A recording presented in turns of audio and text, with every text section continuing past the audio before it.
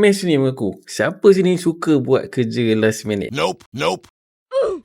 Waktu saya belajar dekat UIA dulu, saya course engineering dan saya perasan majoriti memang suka buat kerja last minute, termasuklah saya. Tapi bila dah grad and masuk the real world, saya mula sedar yang bad habit tu tak boleh dibawa, especially dalam dunia bisnes. Saya perasan sesuatu yang hebat sangat-sangat jarang terhasil daripada perancangan last minute. Tapi ada proses-proses dan perancangan yang jelas untuk menjayakan sesuatu perkara tersebut. Realiti, business owner sekarang ramai yang tengah stuck. Setiap kali kita nak buat promosi, marketing, campaign, baru kelam kabut nak susun perancangan last minute. Setiap kali kita nak boost sales, barulah kita tercari idea apa nak kena buat. Tapi sampai bila? Setiap peluang yang datang mungkin terlepas begitu je disebabkan kita tak ada perancangan yang jelas. Tim pun makin penat tanpa hala tuju yang clear. Sales tak konsisten, naik sekejap, lepas tu turun balik. Sebagai business owner, kita tahu bisnes kita mampu pergi jauh lebih lagi. Sebab itulah anda perlukan panduan susun kempen marketing 1 tahun. Ilmu yang mahal dan jarang diajarkan. Panduan ini akan guide anda untuk bina satu sistem yang akan bantu untuk rancang kempen marketing bisnes anda dengan jelas supaya anda lebih tersedia. Bayangkan 1 tahun ke depan, bisnes kita mula penuh dengan kempen marketing yang powerful dan tak perlu panik cari idea last minute. Setiap musim ada je strategi yang tersusun. Setiap sales target anda plan, ada plan tepat untuk mencapainya. Akhirnya, anda bukan lagi sekadar bisnes biasa-biasa. It's time to be the top